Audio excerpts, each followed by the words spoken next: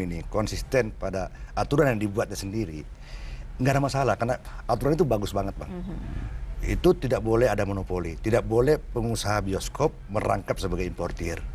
Ya, nah tentu saja undang-undang itu mengamanatkan demikian karena pengalaman sebelumnya ada yang melakukan itu.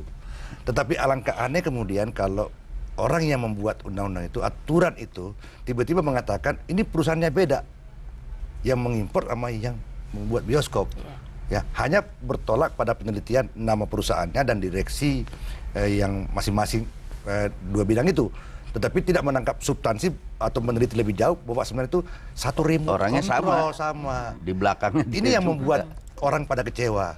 Bagaimana pemerintah yang katakanlah hidup dari gaji masukan pajak masyarakat, ditambahin lagi bahwa ini ada yang ngabar pajak, justru tidak melindungi masyarakatnya gitu. Oke, tapi masyarakat sendiri melihat hal ini bagaimana, Pak Ilham sebagai penonton? Oh, penonton, kita bicara folder lain itu. Iya. Kalau penonton kan nggak tahu itu ada persoalan ini. Yang ngerti itu memang berkewajiban untuk mengumumkan bahwa ada penyimpangan. Duitnya penonton nggak balik lagi ke penonton. Ini yang terjadi. Mestinya kan duitnya penonton balik lagi dong ke penonton itu, rakyat. Tapi begitu kejamnya monopoli juga, Bang. Ada upaya untuk memanfaatkan katakanlah ada rasa rindu orang menonton film import Hollywood itu. Ya. Karena hausnya hiburan, bukan? Kehausan hiburan dimanfaatkan. Lalu kemudian dengan istilahnya Pak Jarwasik tadi yang dikutip oleh Pak Hendro, demi mereka, ya gak ada urusan monopoli. Jangan cari pajak di film. Ih, ngeri kali orang Medan bilang. Itu kan menghalalkan semua cara untuk tujuan itu. Baik, Pak Hendro, sebagai closing statement tentu saja apa harapan Bapak terhadap pemerintah dan juga para pelaku usaha yang dirugikan untuk masalah ini? Ya, sebenarnya saya menghimbau ya supaya para pembantu presiden itu jangan menyesatkan presidennya. Jadi presiden memberikan kebijakan-kebijakan selama ini saya baca, saya ikuti terus sangat bagus ya, terutama yang berkaitan dengan apa yang saya kerjakan dan kita bicarakan ini. Tapi ternyata kemudian mendapatkan info-info dari mungkin yang di luar struktur. Jadi bukan dari sekretaris kabinet, bukan dari sekretaris negara, tapi dari orang luar yang masuk. Nah, masuk dari orang luar ini adalah tentu subjektif, ya pasti subjektif, dan itu yang kemudian dijadikan dasar untuk melaksanakan kebijakan, dan kebijakan itu dibelok-belokkan sebegitu rupa. Seperti kita bicara soal pajak royalti yang diomongin soal pajak masuk per meter film itu kan beda gitu. Kita bicara apa dilempar bicara apa, rakyat yang nggak ngerti terbawa terbuai.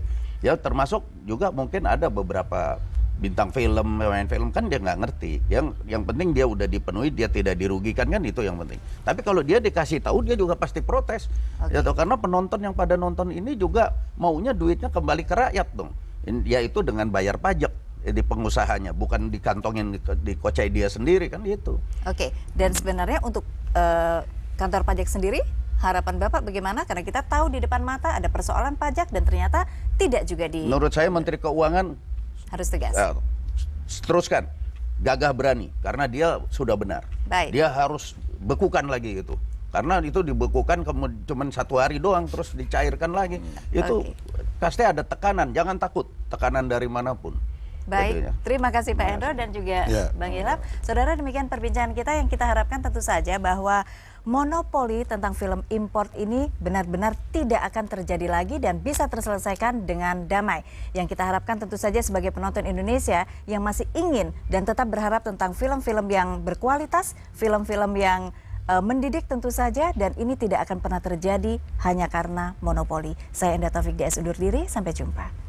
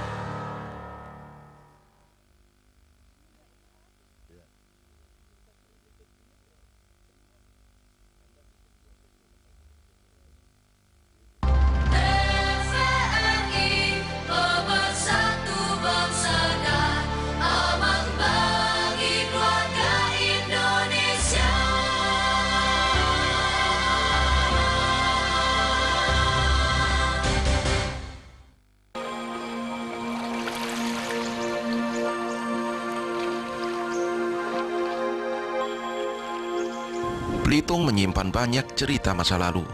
Seperti Pulau Bangka, Belitung pun tak lepas dari kisah-kisah seputar kejayaan tambang timah.